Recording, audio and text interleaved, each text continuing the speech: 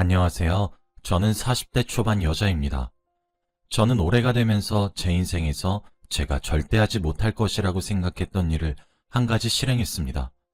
그건 바로 이혼이었죠. 사실 그동안 꽤 오랜 시간을 저 혼자 많이 힘들어하고 있었어요. 그런데 저희 딸 덕분에 용기를 낼 수가 있었습니다. 그 이야기를 여러분께 들려드리고 싶어요. 제 결정을 잘했다고 칭찬을 해주셨으면 좋겠습니다. 저는 부모가 없습니다. 제가 어렸던 시절부터 저희 아버지는 항상 폭력적인 사람이었습니다. 매일 욕설을 입에 달고 살았고 술에 취해 어머니를 무차별적으로 폭행했습니다. 동네에서 유명한 개 같은 양반이었습니다. 하도 싸움을 걸고 다녀서 동네에서 유명한 쌈딱이셨죠. 제가 나고 자랐던 그 동네에서는 저희 아버지가 걸어가면 주위에서 사람들이 슬슬 피했어요. 만일 그렇게 굴지 않다가 저희 아버지한테 걸리면 그날은 재수 온 붙은 날이니까요. 아버지는 왕년에 아마추어로 권투대회를 나가셨을 정도로 체격도 무척이나 건장했답니다. 키도 컸고 나이 60이 넘어도 배에 복근이 있을 정도였죠. 저는 제가 무엇인가를 인지할 수 있었던 시절부터 늘 봐온 풍경은 저희 어머니가 무릎을 꿇고 바닥에 납작 엎드려 눈물을 쏟으며 죄송하다고 잘못했다고 싹싹 비는 모습이 떠오릅니다. 지금 생각해보면 어머니 팔자도 참 기구했어요. 아버지는 질이 나쁜 남자셨어요. 싫다는 어머니에게 억지로 저를 갖게 만든 다음 결혼을 추진했거든요. 저희 어머니는 젊었고 아름다웠고 가녀렸으며 불쌍한 사람이었습니다. 아이를 임신했다고 친정에서 연을 끊다시피 하면서 거의 버려지다시피 하셨거든요. 그렇게 울며 겨자 먹기로 아버지와 살림을 살게 되었고 저를 낳으셨어요. 하지만 어머니의 결혼 생활은 절대 순탄하지 않았습니다. 항상 온몸에 멍을 달고 다녔고 두 눈은 매일 눈물을 흘려 퉁퉁 부어 있었습니다. 머리에는 스트레스성인지 탈모가 시작되어서 빗질 한 번에 후두둑 떨어졌고 매맞은 흔적들이 온몸을 덮고 있었기에 한여름에도 긴팔을 입어야만 하셨죠. 아마 그날은 제가 7살이 되던 해였고 어린이날이었던 걸로 기억하고 있습니다. 어머니는 저를 데리고 근처 공원을 향해 갔어요. 아버지가 집안의 가장인데 저지경이니 어머니가 부업과 식당 일을 통해 돈을 조금씩 벌어서 생활했죠. 그때 공원에는 항상 솜사탕을 파는 아저씨가 오셨었습니다. 물론 제게는 그림의 떡 같은 존재였죠. 그런데 그날 어머니는 큰 마음을 먹고 제게 솜사탕 하나를 안겨주었습니다. 당시에는 그게 꽤 비싼 가격이었는데도 불구하고 말이에요. 어머니는 그동안 돈을 아꼈던 것인지 뭔지 제게 솜사탕도 사줬고 시장에 데려가 제일 비싸고 예쁘고 좋은 옷을 여러 벌 사주셨습니다. 사탕도 사주셨고 뽑기도 시켜주었죠. 제게는 그날이 너무 선물 같은 하루였고 잊혀지지가 않았어요. 그리고 어머니는 저를 꼭 안아주시며 사랑한다고 말해줬죠. 저 때문에 지옥 속에서 숨을 쉬고 살았는데 자신이 이기적인 사람이라 이렇다고 미안하다고 하시면서 저를 꽉 안아주었습니다. 숨 쉬는 것이 불편할 정도로 말이죠. 어머니는 그러고 난 이후 저를 집에 데려다 주셨어요. 그리고 시장에 지갑을 두고 오셨다며 먼저 집에 가 있으라고 하며 시장으로 되돌아갔습니다. 그렇게 뒤돌아선 어머니의 바지 뒷주머니엔 잃어버렸다던 지갑이 있었지만 왠지 모르게 거기 있다는 사실을 지적할 수 없었습니다. 왠지 모르게 말이에요. 그리고 그 모습이 살아있는 어머니의 마지막 모습이었습니다. 아무리 기다려도 어머니는 돌아오지 않았습니다. 저희가 살았던 곳은 바닷가 근처에 있는 작은 마을에 가까운 동네였어요. 다음날 아침 눈을 떠보니 마을 온 동네가 시끄럽더군요. 경찰차가 와 있었고 구급차도 소방차도 와 있었습니다. 그리고 들것에 실려 하얀 천을 덮은 사람이 실려 나왔어요. 그리고 그 사이로 핏기가 가신 손은 분명 우리 엄마의 손이었죠. 맞아요. 어머니는 아버지의 괴로움만 당하다 결국 뛰어내리는 방법을 택했던 거였어요. 스스로 생을 마감하기 전 제가 눈에 밟히셨던 것인지 다가올 겨울을 대비하라고 따뜻한 옷들을 사주신 거였고 그동안 아낀다고 해주지 못한 군것질 거리들과 놀이들을 시켜주신 거였죠. 어려서 제대로 아는 것은 없었지만 엄마는 이제 괜찮아질 거라는 생각을 막연하게 했었던 것 같아요. 그렇게 장례를 치렀습니다. 어머니의 부모님으로 보이는 분들이 와서 아버지에게 욕이란 욕은 퍼부으셨죠. 하지만 아버지가 더 난 놈이었어요. 눈을 뒤집으며 장인장모에게 달려드니 어쩔 도리가 있나요? 제 외조부 되시는 분들은 저를 딱하게 쳐다보셨고 아버지 몰래 눈을 피해 주소가 적힌 쪽지를 건네주시며 힘들면 이곳으로 찾아오라고 하셨어요. 그리고 저는 그 어린 나이에 본능적으로 쪽지를 숨겼고 보물상자에 꼭꼭 숨겼습니다. 어머니가 돌아가셔도 저희 집의 일상은 별로 달라지지 않았어요. 무릎을 꿇고 바닥에 납작 엎드려 싹싹 비는 주체가 어머니에서 저로 변경된 것을 제외하고 말이죠. 기절하기도 했어요. 술에 취해 난동을 부리는 아버지의 피해 늦은 밤에 집을 뛰쳐나오기도 수십 차례 했죠. 저는 그렇게 불쌍하게 자랐습니다. 제가 많이 불쌍했던 것인지 동네 어르신들께서도 저를 참 많이 보듬어 주셨습니다. 새벽에 제가 내지르는 비명에 경찰을 불러주시기도 하고 비명을 지르며 뛰쳐나오는 저를 집에 들여서 재워주시고 밥을 차려주시기도 하고 초등학교에 가야 하는 것도 알려주셨고 가방이며 뭐며 십시일반으로 저를 도와주셨습니다. 그렇게 입에서 불을 뿜던 아버지는 제가 초등학교를 졸업하던 해에 술에 취해 비틀거리며 길을 걷던 고요한 새벽 발을 엇디뎌 논두렁에 빠졌고 논에 채워진 물로 인해 아주 허무하게 익사해 죽었습니다. 그렇게 저는 부모를 잃었어요. 그때부터 혼자 살아가야 했죠. 하지만 이제 초등학교를 졸업한 어린아이가 험한 세상을 살아가기엔 매우 벅찼습니다. 그때 문득 어머니 장례식에 받은 쪽지가 생각났고 집에 있는 돈 없는 돈 다 긁어모아 쪽지에 나온 주소를 향해 무작정 찾아가서 외가댁에게 몸을 의탁하기를 부탁했어요. 그렇게 불쌍하게 자랐습니다. 왜냐면 외가댁에 계셨던 할머니와 할아버지도 저를 그리 반기시진 않으셨거든요. 그렇게 성인이 될 때까지 최소한의 도움을 받으며 스스로 자라야 했고 성인이 되자마자 기다렸다는 듯 정착하는 데 쓸 수 있는 목돈을 쥐어주고 맨몸으로 쫓겨나다시피 했어요. 그렇게 혼자 살기 시작했고 그러다 남편을 만나게 되었습니다. 제대로 배우지도 못했고 제대로 먹지도 못해 작은 키를 가진 어린 소녀였던 저는 세상 물정이 어두웠고 남편이 달콤한 말을 속삭이면 속삭이는 대로 전부 믿었습니다. 저는 그렇게 남편을 21살에 만났고 24살에 결혼을 했고 25살에 딸아이를 낳았습니다. 그리고 제 결혼 생활도 불행했죠. 사실 불행한 줄도 몰랐어요. 제가 세상에 태어나 만난 남자라고는 고작 외할아버지와 저희 아버지뿐인데 두 분 다 언성을 높여 말씀하시는 것이 습관이신 분들이셨고 강압적인 분들이셨어요. 그래도 외할아버지가 좀 더 나았죠. 절 때리시진 않으셨으니까요. 그렇게 독선적이고 강압적이고 권위의식과 가부장적인 사상으로 똘똘 뭉친 사람들만 보고 자라 그런지 남자 보는 눈이 없었던 거죠. 제 남편도 그러한 사람이었어요. 남자는 하늘이고 여자는 땅인 사람이었죠. 제게 일방적인 복종만을 강요하는 사람이었어요. 제가 만일 남편의 의견을 따르지 않는다거나 조금이라도 남편이 원하는 기준에 미치지 못하거나 미흡할 경우 인격적인 모욕을 서슴지 않았고 쌍욕이 제 애칭이란 생각이 들 정도로 많이 들었어요. 그리고 수가 틀리면 손부터 올리는 사람이었습니다. 연애하던 시절엔 이런 경우가 단 한 번도 없었어요. 자상하고 세심하다고 생각될 정도로 사랑받고 저는 복받은 여자라고 생각했는데 결혼 이후 점점 남편은 변해가다가 딸아이가 태어나고 난 이후 완벽하게 변해버렸습니다.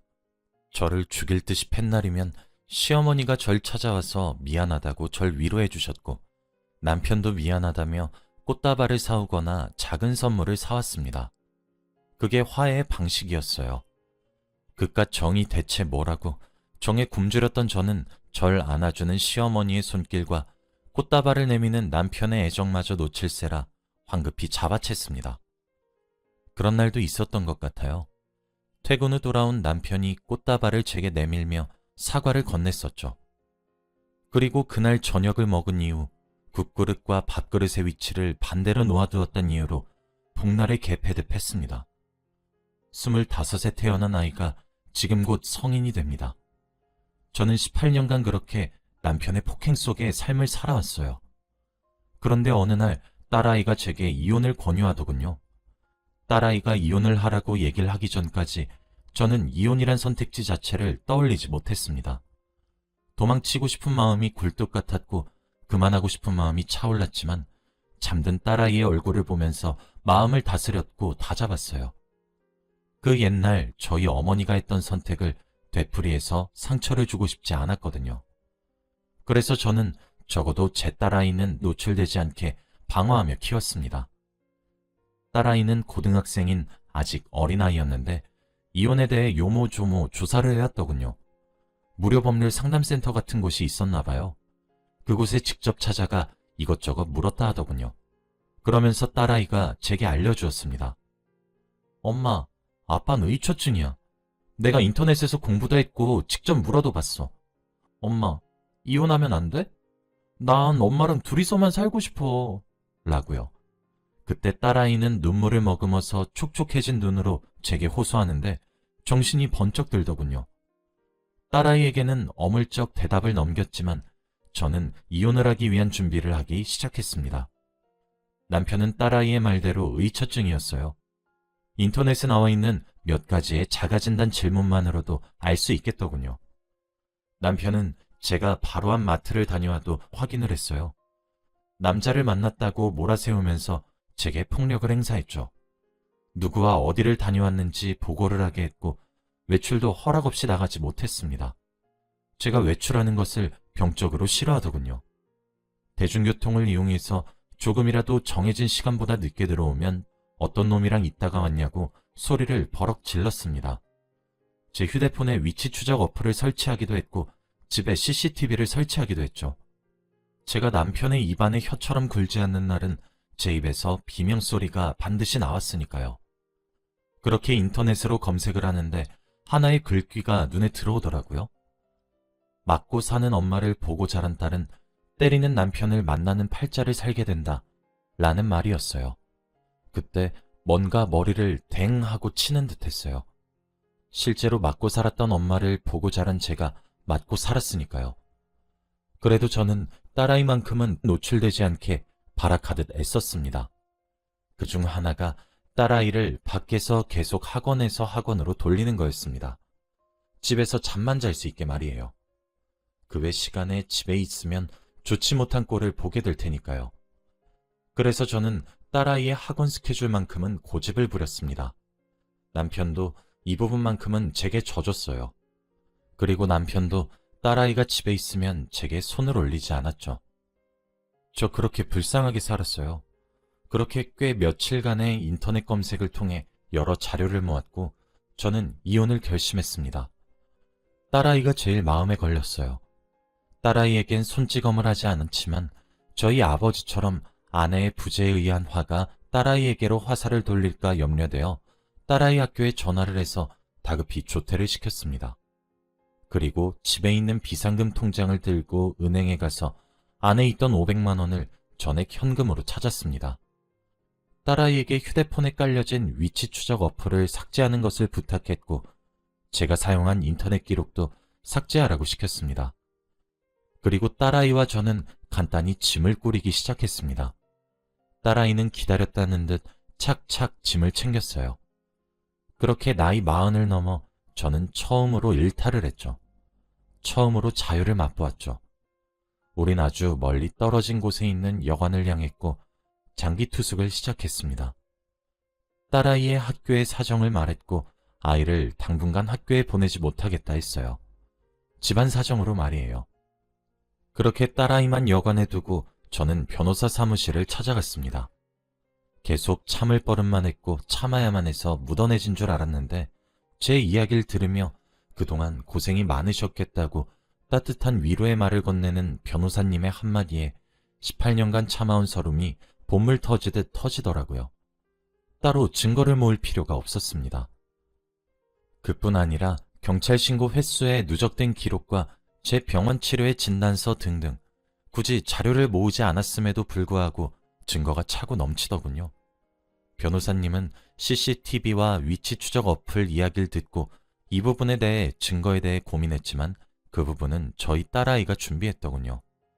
대체 어느 틈에 CCTV를 설치하는 자신의 아빠의 모습을 촬영한 것인지, 그리고 위치 추적 어플을 삭제하라고 했던 순간 딸아이가 그것들을 동영상으로 보관했더군요.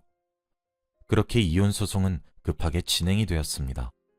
딸아이에게 신신당부했어요.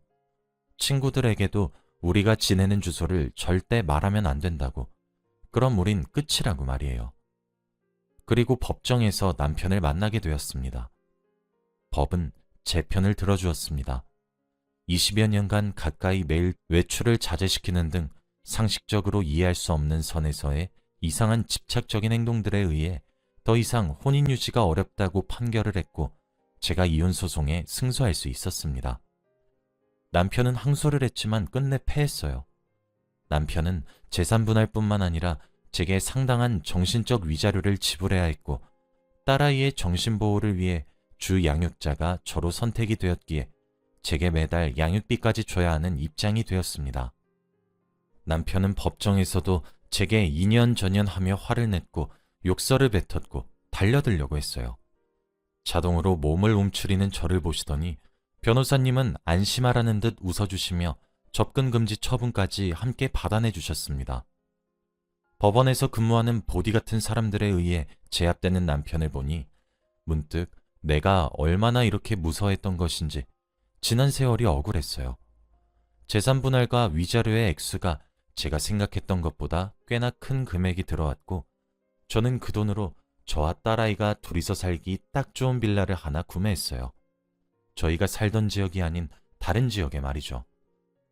이사를 하는데도 딸아이는 미련 하나 없더군요.